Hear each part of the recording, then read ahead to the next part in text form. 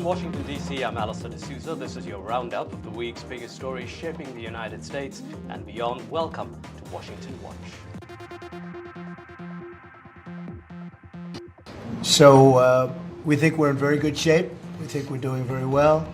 Again, there'll be a transition cost and transition problems, but in the end, it's going to be a beautiful thing. We're doing again what we should have done many years ago.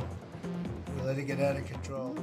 Not a beautiful thing for U.S. stock markets, the week beginning with a meltdown on Wall Street, midweek seeing a historic rally as Trump paused reciprocal tariffs for 90 days, but jitters returning after confirmation that tariffs on China total 145%, Beijing now retaliating with 125% duties on U.S. goods. Get ready for your student visa or green card to be denied for posting anti-Semitic content. Immigration services have started screening X, Instagram, and other social media for anyone applying for permanent residence, student visas, or those affiliated with educational institutes. The move has alarmed advocates of free speech. Relief for the Kilmar family. The U.S. Supreme Court has ordered the Trump administration to facilitate the return of a Maryland man deported to a maximum security prison in El Salvador. No deadline was given for the return. The Trump administration has conceded that Kilmar Garcia was deported by mistake last month.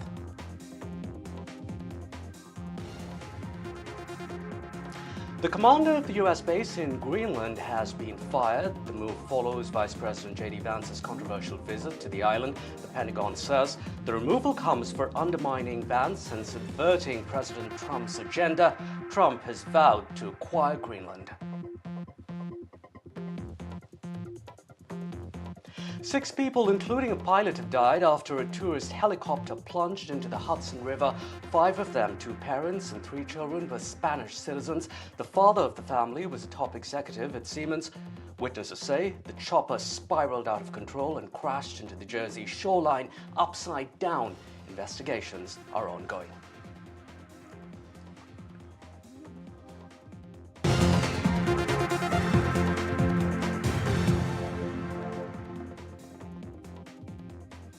To our top story, the global market seeing one of its most chaotic weeks in modern history, seesawing wildly as President Trump's sweeping tariffs took effect.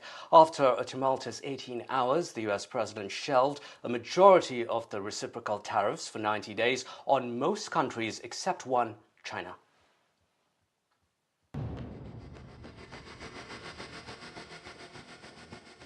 U.S. President Donald Trump's on-again, off-again tariff plan has triggered a brewing trade war that continues to escalate between Beijing and Washington, threatening the global economy with catastrophic consequences.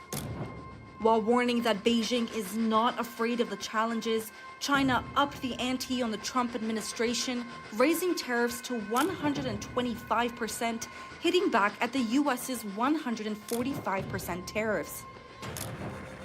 While the world breathed a sigh of relief after Trump halted his sweeping tariffs on all countries, he raised the stakes on Chinese President Xi, accusing China of disrespecting the U.S. with its retaliatory tariffs.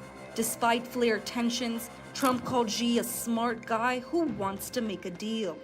President Xi is a man who knows exactly what has to be done. He's a very smart man. He loves his country. I know that for a fact. I know him very well. And I think he's going to want to get to a deal. I think that's going to happen. We'll get a phone call at some point, and it'll be off to the races. It'll be a great thing for Beijing has repeatedly said it is open to discussions with Washington, but Trump has made clear President Xi must be the one to make the first move, something the Chinese leader has been unwilling to do. Instead, Beijing is reaching out to other major economies, including India, the EU, Spain, among others, urging that countries need to cooperate to ride out this looming trade war. While both leaders are waiting for the other to blink, global markets continue to spiral downward amid the uncertainty, with the US dollar also falling to its weakest yet at the end of one of the most volatile weeks for shares in modern history. While countries across the globe are rushing to the dealmakers' table, Will Beijing meet Washington halfway or brave the storm? Bureau Report, NDTV World. To help make sense of the current turmoil, we're now joined by Nobel winner Abhijit Banerjee. Professor Banerjee currently teaches economics at MIT, the Massachusetts Institute of Technology in Boston. Thank you very much for joining us, Professor Banerjee. Professor Banerjee, after President Donald Trump won the elections last year, you called it a disaster for the world in one of your columns. You said the US will hit its own crisis. Is the US in crisis yet? I think US is in crisis. It's also, as I think many people expect, it's going to be a fairly long crisis in the sense that there is a set of promises.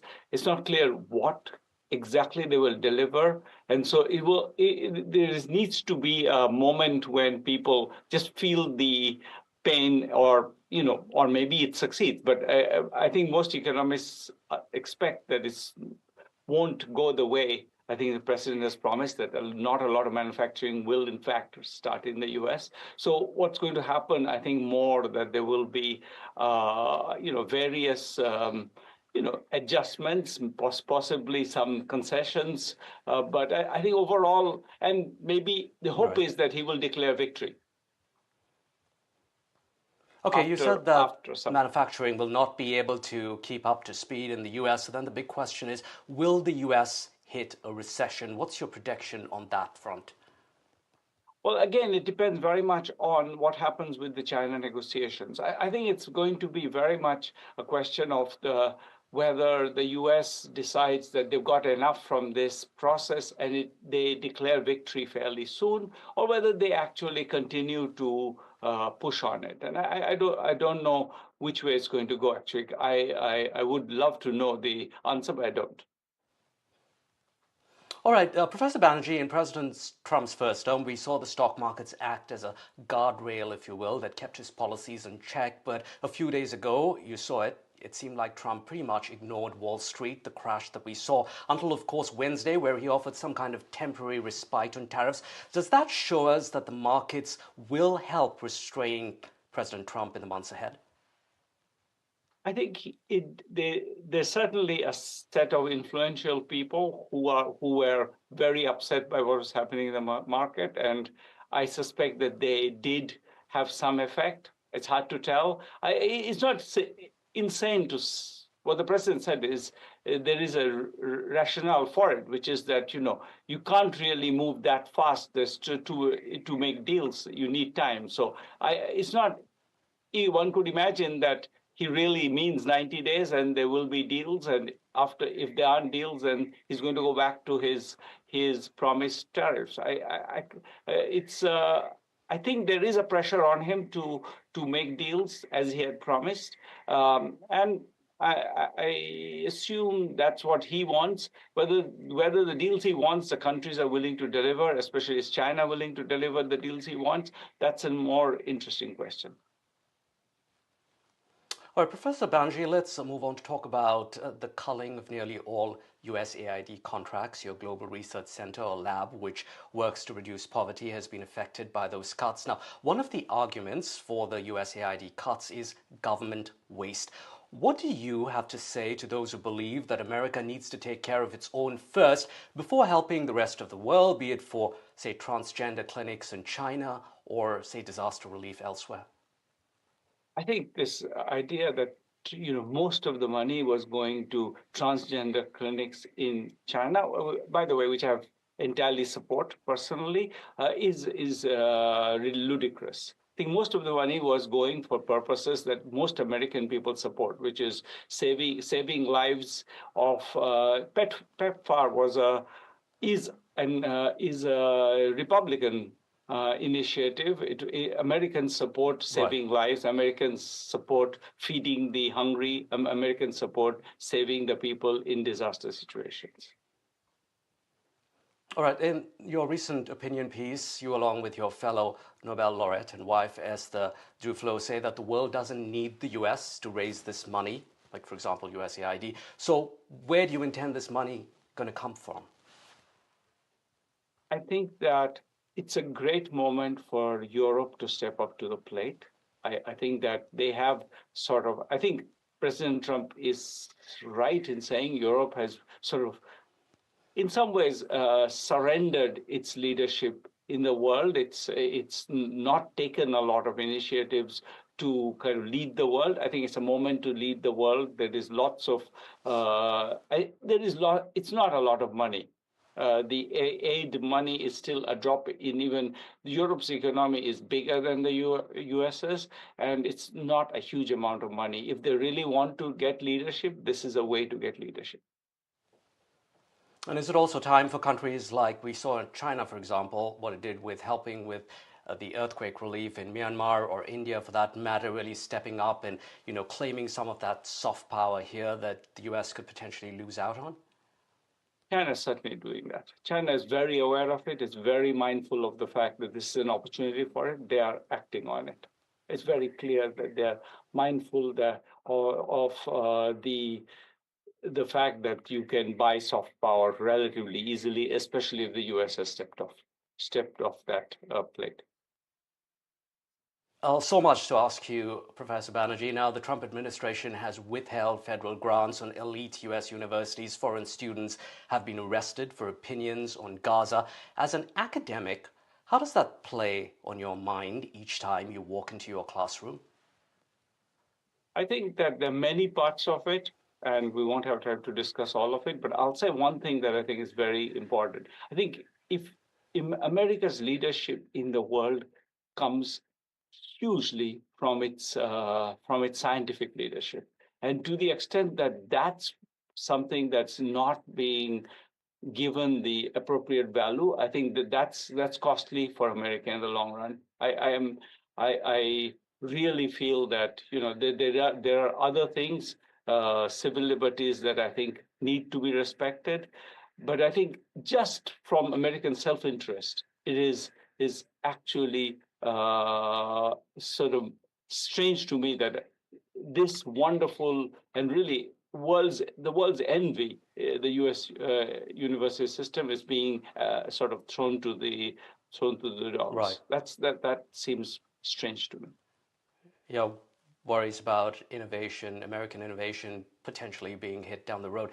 Professor Banerjee, your love for cooking is an open secret. Your recent book is part memoir, part cookbook, so changing tracks here before we let you go. What's a must-try recipe in there for our viewers from a Nobel laureate like you? I think there's a recipe for some halim in there, which I came from one of my cousins. I've tried it many times. We still have a little bit of winter left in the US. It would be a great time to try it. Right. It's a winter dish. Okay, thank you so much indeed. Gonna definitely try that from the cookbook. Professor Banerjee, Nobel laureate from MIT, joining us here. Professor Banerjee, you've said that you arrange each day with some kind of relief or interesting thing to do. So hopefully this was it, this interview today. Thanks so much for your time here on Washington Watch. In other news now, we told you earlier that President Trump shelved most tariffs. However, a blanket 25% duty he imposed on steel last month remains. I caught up with one steel importer who is feeling the pain but says Trump is doing the right thing.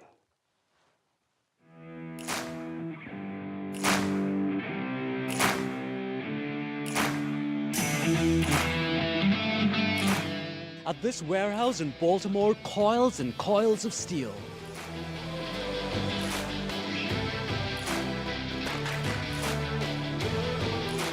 Steel here will end up in everything from kitchen sinks to fridges to cars.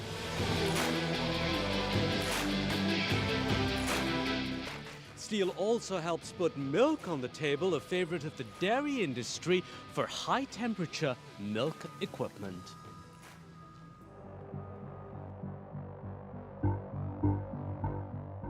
Such an in March, President Trump imposed a 25% tariff on steel imports, a similar move that he made in his previous term. But this time he says there will be no exemptions. How does that affect you this time around? So that would definitely impact us, especially from steel made in EU. Before EU had quotas, it was a combination of EU, Mexico, Japan, Argentina, Brazil. Now all those quotas have gone, and also there were some exclusions. Now everything coming into US will be subject to a flat 25% duty of steel.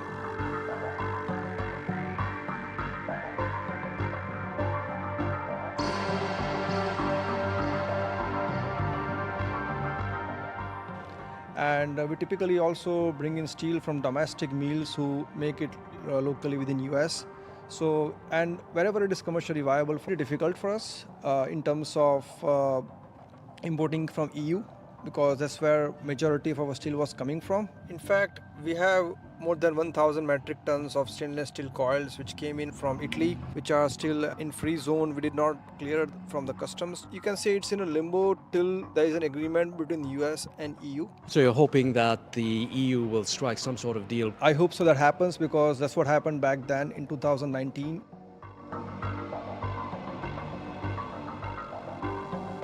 Steelmakers in the US have been cheering Trump's move. For years, they've been complaining that countries like China and others in Asia have been dumping steel in the US, making them lose money.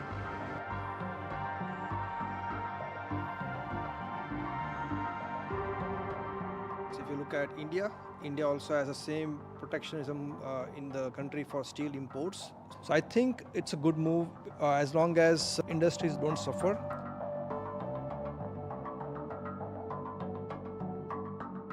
Sachin, how much more expensive will everyday products get? Near-term pain, is that what we're going to see? Well, I would say there is no gain without pain. So that we all will see definitely some pain one way or another. But long term, it is good for US manufacturers. Trump's tariffs are meant to create jobs in the US and increase domestic steel production. But skeptics say, going by what happened in 2018, that did not move the needle much.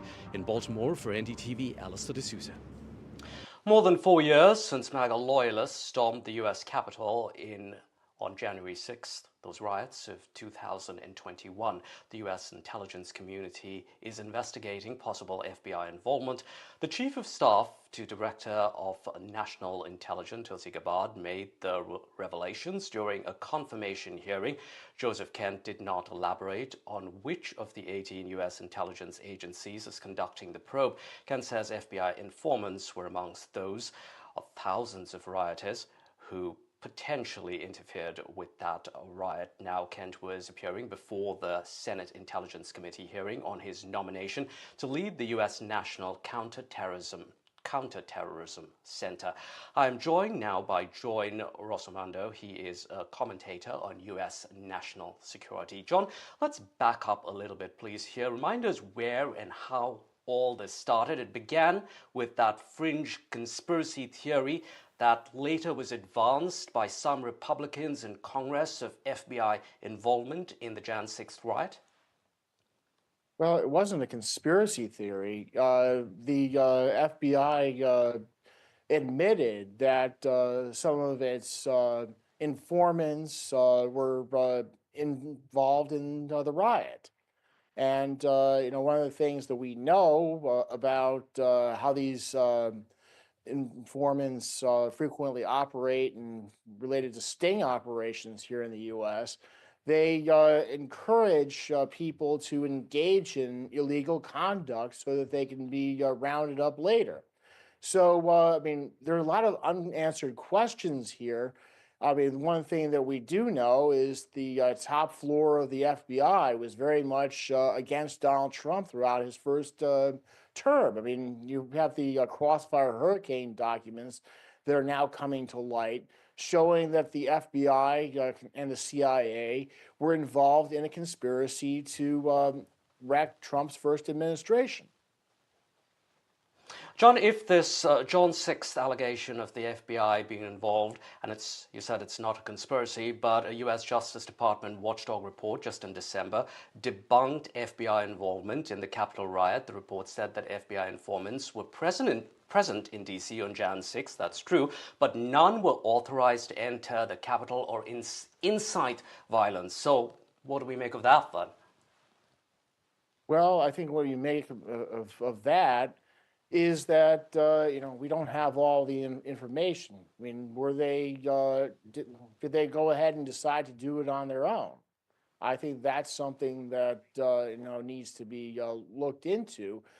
I think that a lot of these bureaucratic reports aim to protect the people at the top, and that I think that more needs to be examined as to who incited the riot. I mean, I know one of the rioters who did time in prison, and I interviewed him, and he said that it was a protest that got out of hand. So who threw the match? I think that's got to be the question that we need to answer.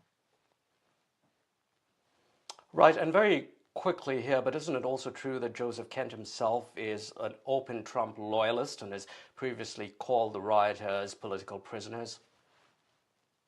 Well, I don't see what that has to do with anything. I think that we appoint in terms of people in raising this up the country issue again during that serve confirmation hearing. I'm just simply saying that he is, the president appoints people who are loyal to him and to his agenda. I don't, care to comment about, whether or not they were political prisoners. You had, grandmothers who were not involved in the riots, get in for trespassing and have their charges up. Right. Because there are a lot of people who thought that they got caught up in the riot. Indeed. Thanks very much, John Rossomando there joining us. Appreciate you joining us and giving us your time here on Washington Watch. In other news now, Amazon is known for its super-fast deliveries. Now top boss at ICE, the Immigration and Customs Enforcement, says a similar model could be used to ship out undocumented migrants. The controversial comments come as a Maryland man was mistakenly deported recently. Disha Bakshi explains.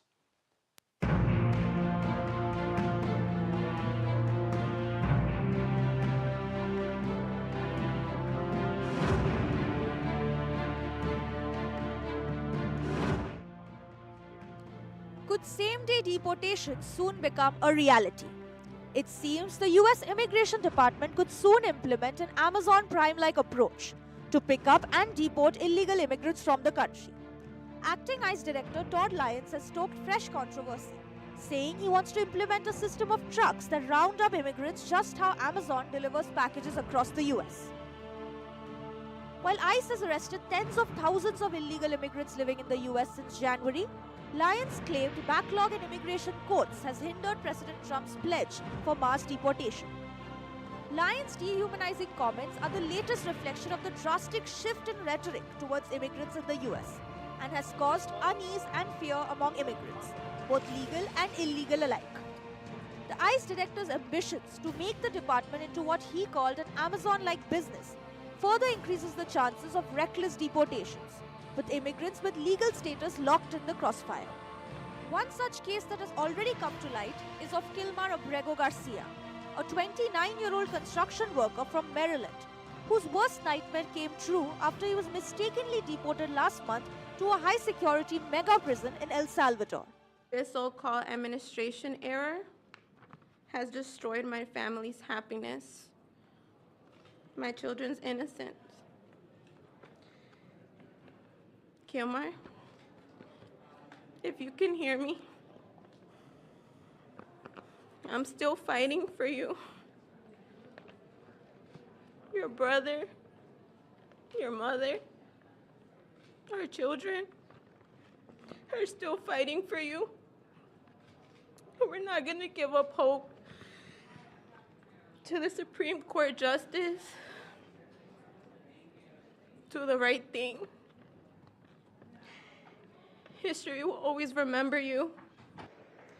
While the White House called Abrego Garcia's deportation to his native country as an administrative error, it claims he's an MS-13, a US designated terrorist organization, citing the 2019 allegation from Maryland police, and argues that the US government cannot bring back a Salvadoran national from his native country. First of all, it was an administrative error as to why he was deported. And he is a known gang member. ICE testified he was a gang member, and we believe he should stay where he is. Abrego Garcia is at the center of a showdown between the government and the US Supreme Court, which has now said that the Trump administration must facilitate Garcia's return, but stopped short of mandating it. With no deadline given to bring back Garcia back to the US, the judgment is a victory for the Trump administration, in a test on how much power the government can exert over US immigration, potentially upending access to due process for immigrants in the country. As Garcia awaits justice, the big question remains: in Trump's America, are immigrants being treated like delivery packages, tracked, boxed, and discarded? Disha Bagchi for NDTV World. President Donald Trump has signed an executive order aimed at making America's showers great again. Yes, you heard that right, showers in your bathroom. The order will redefine the word showerhead in federal rules, which the White House said would end the Obama-Biden war on water pressure. The move reverses environmental measures taken by the Obama and Biden administrations, which stipulated that showerheads should not pour more than 2.5 gallons per minute, including all nozzles. The order says no longer will showerheads be weak and worthless. And before we go, LeBron James is slam dunking into the Barbie world. Mattel's rolling out a brand new LeBron doll, crowning the NBA legend as the first ever ambassador. The upcoming Ken doll, modeled after the basketball star, celebrates LeBron James's contributions both on and off the court. It's going to cost you $75 for that LeBron James doll. You can take a, oh my goodness, that's dope. That's so cool.